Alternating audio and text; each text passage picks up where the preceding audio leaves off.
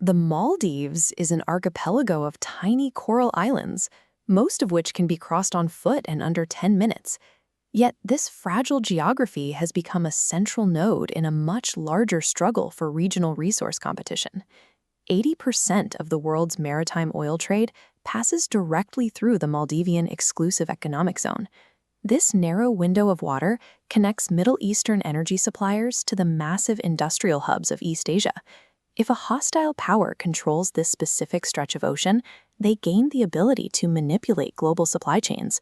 Forcing cargo ships to take longer, more expensive detours would drive up energy costs for the entire global market. The geography of the Maldives makes it more than just a tourist destination.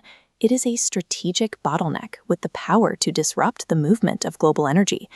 In November 2023, Mohamed Muizzu won the presidency on a platform that explicitly challenged the status quo. His campaign, known as India Out, promised to dismantle the nation's decades-long reliance on New Delhi. Muizzu immediately signaled a shift in alignment. Breaking a 60-year diplomatic tradition, he chose Beijing as the destination for his first official state visit. This realignment had immediate security implications. Muizzu moved to expel Indian military personnel, who were on the islands to operate surveillance aircraft and facilitate medical evacuations. As the security relationship with India faded, the economic relationship with China expanded. In early 2025, the two nations activated a comprehensive free trade agreement, tying the Maldivian economy directly to Beijing's markets. The shift extended to the Maldivian ports. Under a new defense pact, the administration began allowing Chinese naval vessels and research ships, frequently used for maritime surveillance, to dock in Malay.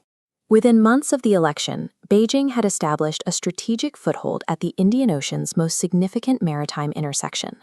China's strategy relied on tangible hard power. Beijing spent over $1.4 billion on physical infrastructure, including airport expansions and the China-Maldives Friendship Bridge, to cement its influence through debt and construction. India's retaliation, however, was built on a different kind of leverage. Instead of competing through more construction projects, New Delhi utilized its own economic size and digital influence as a weapon.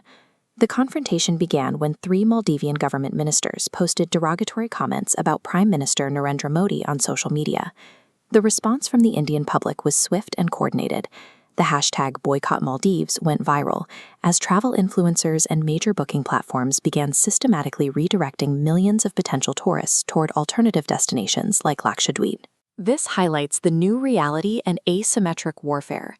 Physical state building and infrastructure can be rapidly undermined when a nation's underlying economic engine is targeted by a coordinated digital boycott. The boycott's impact was immediate and severe. By early 2024, Indian tourist arrivals dropped by 20%, stripping the Maldives of its consistent foreign revenue. This loss translated into a massive financial shortfall, as the national deficit ballooned from $150 million to a catastrophic $380 million. The Maldivian administration had banked on China to fill the gap. However, the anticipated wave of replacement tourists from the mainland never materialized in numbers sufficient to stabilize the economy. This created a macroeconomic crisis.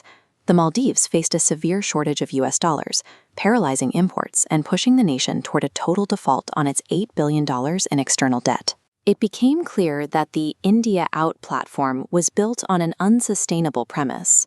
In a globalized economy, aggressive political rhetoric cannot survive the reality of financial insolvency. Facing economic collapse, the Muizzu administration was forced into a total reversal. By late 2024, the ministers responsible for the insults were removed, and the president made an emergency trip to New Delhi to seek financial assistance. India provided a massive financial intervention to stabilize the situation. New Delhi extended a $400 million currency swap and a $565 million line of credit, providing the immediate liquidity the Maldives needed to avoid bankruptcy. The shift was punctuated by a significant symbolic moment. In July 2025, Prime Minister Modi arrived in Malay as the guest of honor for the Maldives' 60th Independence Day, officially resetting the bilateral relationship. Ultimately, regional dominance is determined by who can provide the necessary capital during a crisis. The country that holds the debt often dictates the sovereign direction of the state.